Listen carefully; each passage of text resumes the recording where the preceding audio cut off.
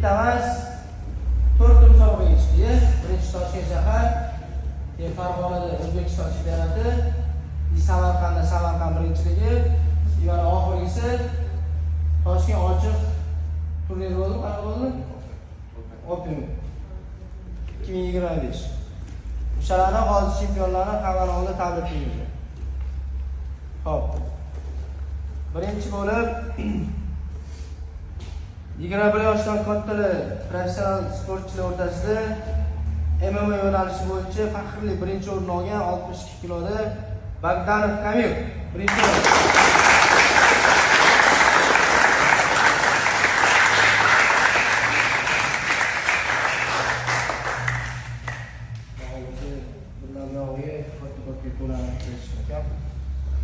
Sen bilan birinchi o'rin, ikkinchi o'rin bo'lsa ham qo'yib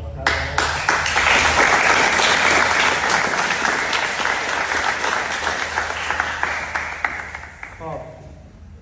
14-15 yoshli sportchilar o'rtasida 66 kilo vazn toifasida faxrli birinchi o'rinni olib, O'zbekistonda tengi yo'l sportchi Qurbonaliyev Belfruz.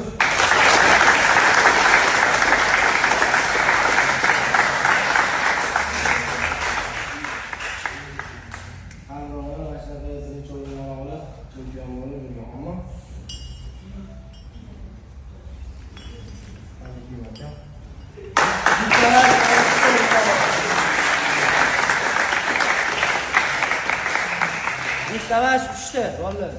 3'te musobaqada rezultat tashladi. 15 yosh. Hop. Professional sportchilar o'rtasida 50 kilo vazn toifasida faxrli birinchi o'rinni olgan Karimov Isroil.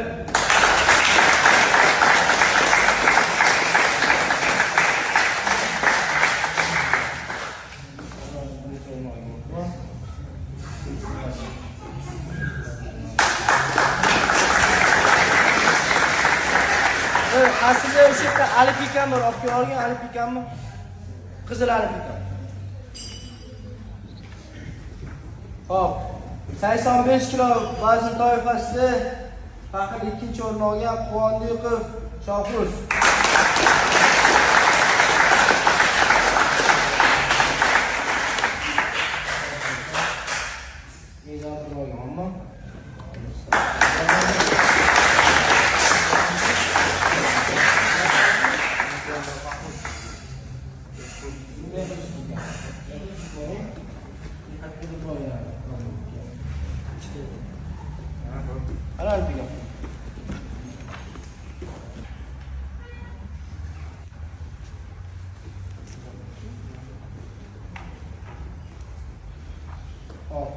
Faxrli ikkinchi o'rin olgan 66 kilo vazn toifasida professional MMAchilar o'rtasida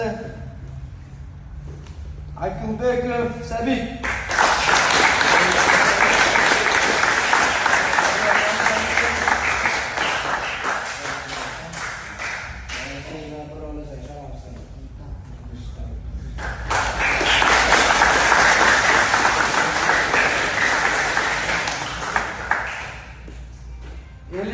Kilo vazn toifasida faxrli ikkinchi o'rin olgan Burxonov Faxruzbek.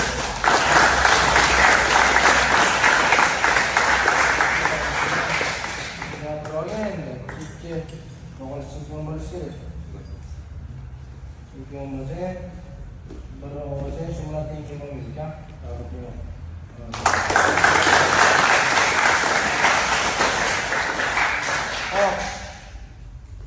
MMA yo'nalishi bo'yicha professionallar o'rtasida 57 kilo vazn toifasida faxrli ikkinchi o'rin olgan Abdullayev Ramazon.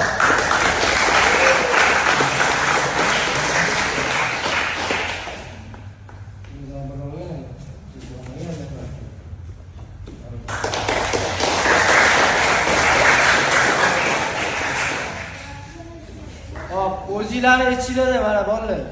Chempion bo'lish oson, mana shu o'zinglarning ichida yurgan bolalar chempion bo'lib ketdi mana.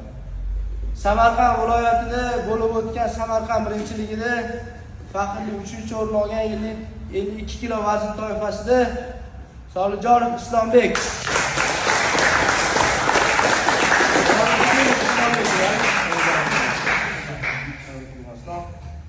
Mezon birmaga, xo'pmi?